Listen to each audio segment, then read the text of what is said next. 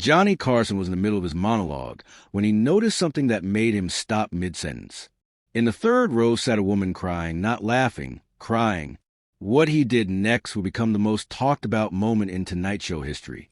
It was October 3rd, 1984 at Studio 6B in Burbank, California. The Tonight Show was in full swing, and Johnny was delivering his trademark monologue to a packed audience of 300 people. He'd already gotten huge laughs with jokes about the presidential election and a bit about his recent golf game. The energy in the room was electric, the way it always was when Johnny was on fire. But something was wrong in row 3. Margaret Sullivan sat perfectly still while everyone around her roared with laughter. Tears were streaming down her face, and she wasn't even trying to hide them. She was wearing a black dress and clutching a tissue in her hand, staring at Johnny Carson like he was the only person in the world. Johnny had been doing this show for 22 years. He performed in front of thousands of audiences, told tens of thousands of jokes, and he could read a crowd better than anyone in television. And right now, his instincts were telling him something was very, very wrong with a woman in the black dress. Margaret Sullivan hadn't wanted to come to the show that night. In fact, she spent most of the day trying to give away her tickets, but her daughter had insisted, saying it's what Dad would have wanted.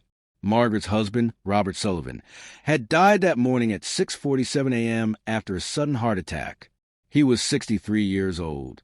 Robert had been watching The Tonight Show with Johnny Carson every night for over 2 decades. It was his ritual, his way of ending each day. Even during his final hospital stay 2 years earlier, when he'd had his first heart scare, Robert had insisted the nurses let him watch Johnny. If I'm going out, he joked, I want Johnny's voice to be the last thing I hear. The tickets for tonight's show had arrived 3 weeks ago. Robert had requested them months in advance. And when they finally came in the mail, he'd been as excited as a kid on Christmas morning. He'd marked the date on the calendar, told everyone at work, even bought a new shirt specifically for the occasion. But Robert never made it to the show. At 6:47 that morning, while making coffee and humming the Tonight Show theme song, his heart simply stopped. Margaret's daughter, Linda, had found the tickets on her father's dresser that afternoon while helping her mother with funeral arrangements. Mom, Linda had said, holding up the tickets with tears in her eyes. We have to go. Dad would have wanted us to go. Margaret had protested. How could she sit in an audience and laugh when her husband of 38 years was dead? How could she watch Johnny Carson crack jokes when her whole world had just collapsed? But Linda had been insistent. Dad lived for this show. He would have wanted someone to use those tickets. He would have wanted us to go and laugh for him, since he can't. So Margaret had put on her black dress, the same one she'd been wearing at the hospital that morning, and she'd come to Studio 6B. She'd sat down in row 3, center section, the exact seats Robert had requested when he filled out the ticket application. And now, as Johnny Carson told jokes, and the audience laughed, Margaret couldn't stop crying. Johnny finished his current joke, got his laugh, and prepared to move into his next bit, but he couldn't concentrate. His eyes kept drifting back to the woman in row 3. In 22 years of hosting this show, he'd seen plenty of people not laugh at his jokes, but he'd never seen someone sit in his audience and cry with such obvious heartbreak. He started his next joke, but halfway through he stopped. The words just wouldn't come. He looked down at his cue cards, then back up at the woman. The audience, sensing something unusual was happening, began to quiet down. Johnny put down his cue cards and took a step forward. Ladies and gentlemen, he said, his voice unusually serious, I need to do something I've never done before. The audience went completely silent. Ed McMahon, sitting at his desk off to the side, looked confused. The cameramen weren't sure where to point their cameras. Johnny walked to the edge of the stage and pointed toward row 3. Ma'am, he said gently, the woman in the black dress. Are you all right? 300 people turned to look at Margaret Sullivan. The hot studio lights suddenly found her, and she was visible on the monitors throughout the building. Backstage producers were frantically trying to figure out what was happening. Margaret looked up at Johnny, tears still streaming down her face, and shook her head. No, she said softly, her voice barely audible. I'm not all right. What Johnny Carson did next shocked everyone in that studio. everyone watching on television, and eventually everyone who heard about it. He walked down the steps at the side of the stage and into the audience. In 22 years of hosting The Tonight Show, Johnny Carson had never left the stage during a broadcast except during commercial breaks. Never. The show had a format, a structure, a way things were done. And walking into the audience during a taping was not part of that format. But Johnny wasn't thinking about format or structure or ratings or what his producers would say. He was thinking about a woman who was crying in his audience. And he was thinking about the fact that something was terribly, terribly wrong. He made his way down the aisle toward row 3 as the audience watched in stunned silence. When he reached Margaret's row, the people sitting next to her moved aside to let him through. Johnny knelt down in the aisle next to Margaret's seat. The cameras, now realizing this was a moment worth capturing, zoomed in on the two of them. "What's your name?" Johnny asked softly. "Margaret," she managed to say through her tears. "Margaret Sullivan." "Margaret," Johnny said, his voice gentle. "Why are you here tonight?" And that's when Margaret broke down completely. "My husband died this morning," she sobbed. "These were his tickets. He loved you so much. He watched you every single night for 22 years. He was so excited about coming here tonight. And now he's gone. And I'm here. And I don't know why I came. But my daughter said he would have wanted us to use the tickets." And she couldn't continue. The weight of the day, the grief, the surreal experience of sitting in the Tonight Show audience while her husband lay dead, it all came crashing down on her at once. Johnny didn't say anything for a moment. He just stayed there, kneeling in the aisle, letting Margaret cry. Then he did something that no one expected. He reached out and took her hand. "What was your husband's name?" he asked. "Robert," Margaret whispered. "Robert Sullivan." Johnny nodded slowly. Then he looked up at the camera and spoke not to his audience, but to America. "Ladies and gentlemen, this is Margaret Sullivan. Her husband, Robert, passed away this morning. Robert was a fan of this show, and these were his tickets. Margaret came here tonight because she thought it's what Robert would have wanted." He paused, his own voice starting to crack. "I've been doing this show for 22 years. I tell jokes. I interview celebrities. I try to make people laugh before they go to bed. But you know what? None of that matters compared to what Margaret is going through right now. None of it." The studio was so quiet you could hear the cameras humming. Johnny turned back to Margaret. "Would you like to tell me about Robert?" he asked. And so, in the middle of a Tonight Show taping with cameras rolling and 300 people watching in silence, Margaret Sullivan told Johnny Carson about her husband.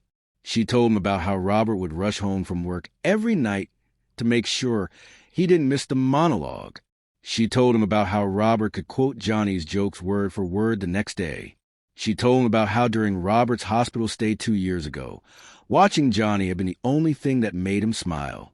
"He said you were like a friend," Margaret said, wiping her eyes. "Every night, it was like having a friend visit. He loved you, Johnny. He really did." Johnny Carson, the man who maintained perfect composure through thousands of shows, who'd handled every situation with wit and charm, who never let his emotions show on camera, started to cry. "Margaret," he said, his voice thick with emotion, "I never met Robert, but I want you to know something. When I sit behind that desk every night and tell jokes and talk to guests, I always imagine I'm talking to one person. Just one person sitting at home who needs a laugh, who needs a break from their day, who needs a friend. Robert was that person for me. He was exactly who I was talking to all these years." Margaret squeezed Johnny's hand. "He would have loved hearing that," she said. Johnny stood up slowly. He looked at the audience, then at the cameras, then back at Margaret.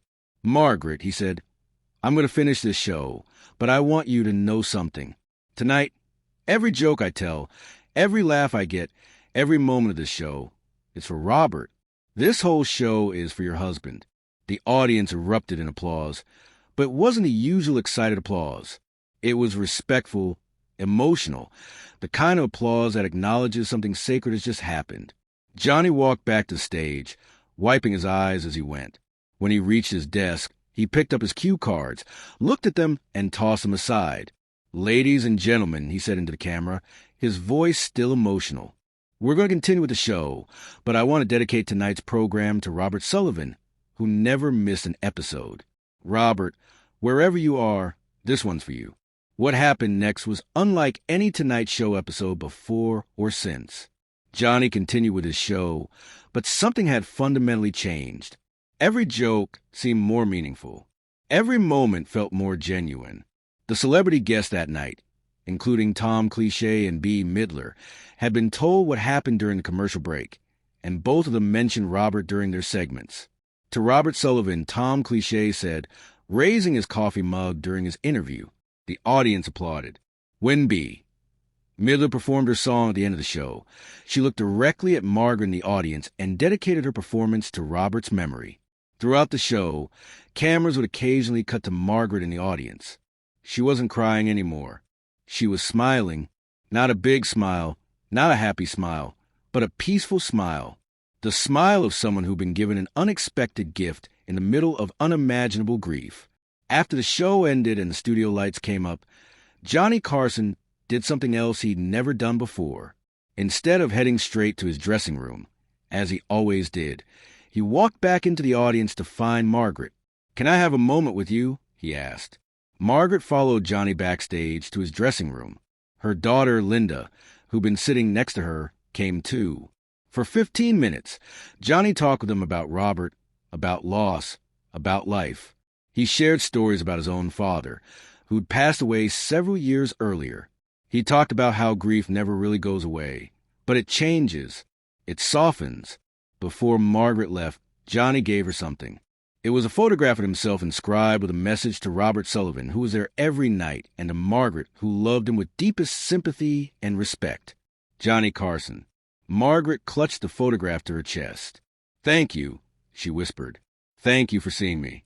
Thank you for stopping the show. Thank you for caring." "Margaret," Johnny said, his hand on her shoulder, "thank you for coming tonight. Thank you for trusting me with Robert's memory. And thank you for reminding me why I do this show." The episode aired the next night, and within hours it became the most talked about Tonight Show in years. The switchboard at NBC was flooded with calls. Newspapers ran stories about it. People who'd been watching at home called their friends and family to tell them what they'd witnessed. But the story didn't end there. It never does when something truly meaningful happens. In the weeks and months that followed, Johnny Carson became different. Crew members noticed it. Regular viewers noticed it.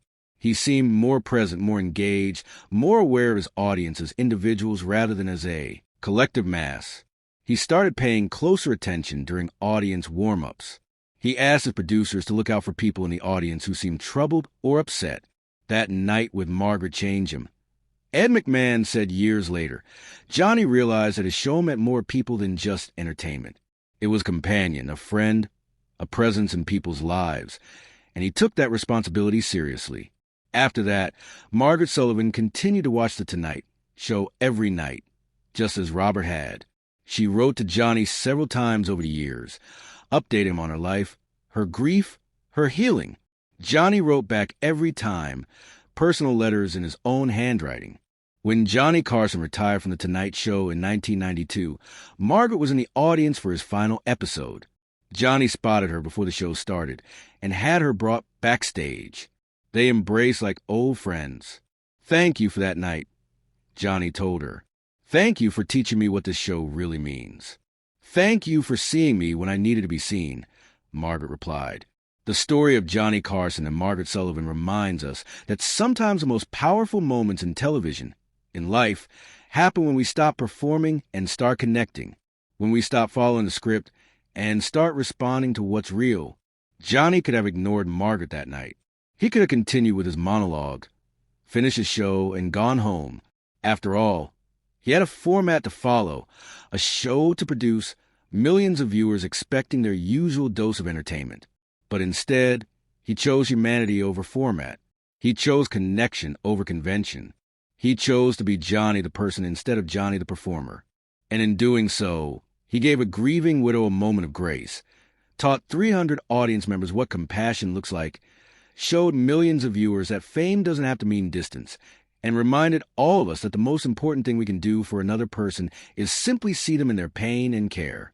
Today, there's a small mention in the Museum of Broadcasting in New York about the October 3rd, 1984 episode of The Tonight Show. It's not celebrated for its ratings or its celebrity guests. It's remembered as a night Johnny Carson stopped being a talk show host and became exactly what Margaret Sullivan had always seen him as, a friend. The greatest performance of Johnny Carson's career wasn't a joke or an interview or a comedic bit. It was the moment he stepped off a stage, walked into his audience, and held the hand of a woman who needed to know that her husband's life mattered, that his death mattered, and that in the middle of her grief, she wasn't alone. If the story of compassion and human connection moved you, share it with someone who needs to be reminded that kindness still exists in this world. Let us know in the comments about a time when someone stopped everything to help you in your moment of need. And don't forget to subscribe for more incredible true stories about the people behind personas.